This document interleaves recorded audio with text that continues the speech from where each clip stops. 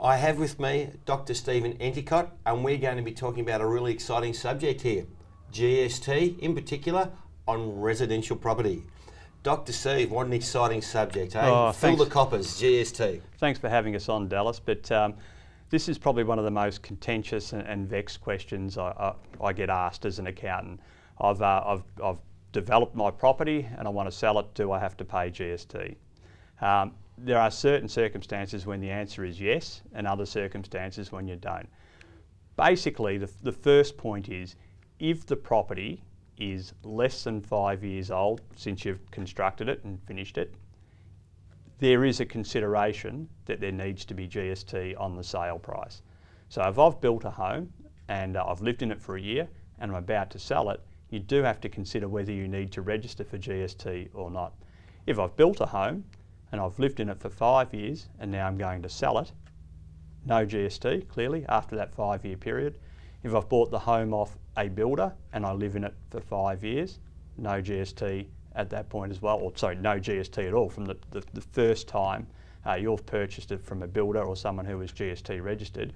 From that point on, there is no GST. So it's from the first point of sale once it's been constructed. We have to consider GST, and it's a horrible question. So if you're an owner builder, Yep.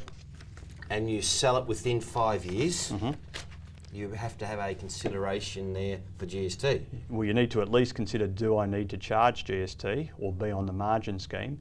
If you don't consider that question at all, you're leaving yourself open for all sorts of ramifications from the tax office or the purchaser, depending who that may is. So you do have to tick the box. You have to speak to your accountant about this. So it's a very complex question. There's lots of rules there. There are. The second point I wanted to cover before we go through to some examples is, it's not only on newly constructed homes, it is also on newly renovated homes. So the tax office, as you know, lovely people, they do try to get us everywhere, or the government tries to get us everywhere. Get us coming and going. That's right. So for an example, if I went out and bought a house that is bad condition and needs full renovation, and I gut it, and all I leave is the building frame, or all I leave is the weatherboards, and I go through and I completely renovate this property, is that then subject to GST?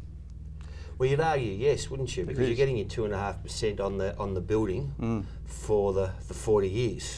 The depreciation claim. The depreciation for 40 years. So Yeah. you're really making everything new that you get your deductions on.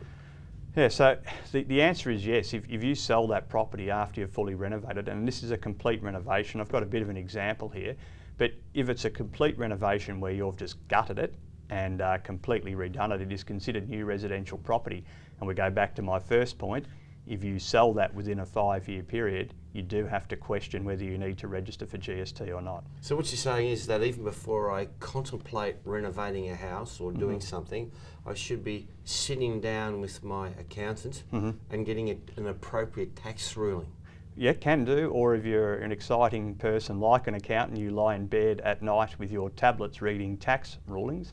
If you look up GST-TR, so GST-TR 2003-3, it starts to give us a bit of a background on what the tax office considers fully renovated or just partially renovated.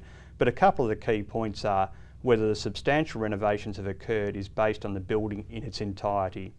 Major renovations to the kitchen and bathroom, where only minor work is done to the rest of the building, would generally not constitute substantial renovations. Generally, I love that. Everything's general with the tax office.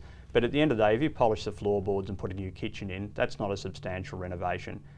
Go back to my first example in the extreme, you leave nothing but the frame and you go through, yeah, it is considered a new building, and you do need to consider the GST question. Most people just turn a blind eye and hope for the best, but at the end of the day, that's all works really well until the tax office turns up and says, well, what happened here? Okay.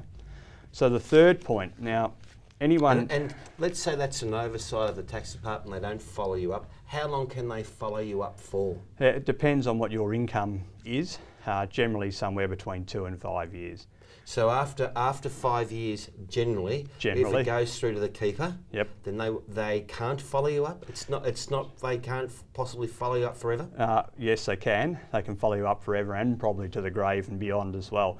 If at the end of the day you've been going about this in a fraudulent way, deliberately trying to defraud the tax office, I don't think there's any time limits at all. I think they can just keep going year after year after year. Probably fair enough too. Okay.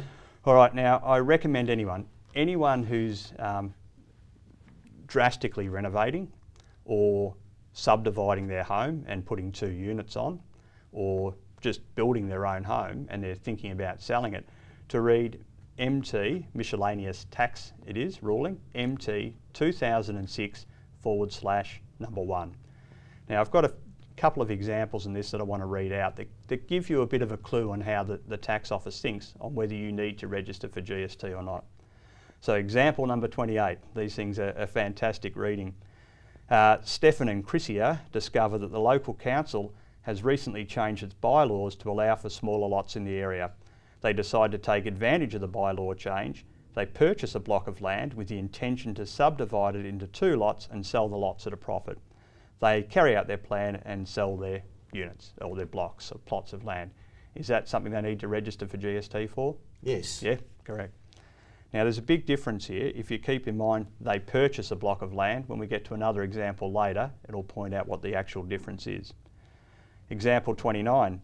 Tobias finds an oceanfront block of land for sale in a popular beachside town. He devises a plan to enable him to afford to live there.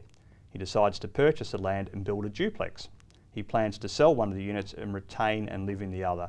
The object of his plan is to enable him to be able to afford to buy in that area. Does he need to register for GST on the sale of that second property? No. According to the tax office, it's yes. Okay. So, no, he doesn't have to for his principal place of residence. No, but the property is sold to be able to afford that principal place of residence. Yes. According to the tax office, he needs to register for GST Yes. and consider GST on the sale of that property. Okay.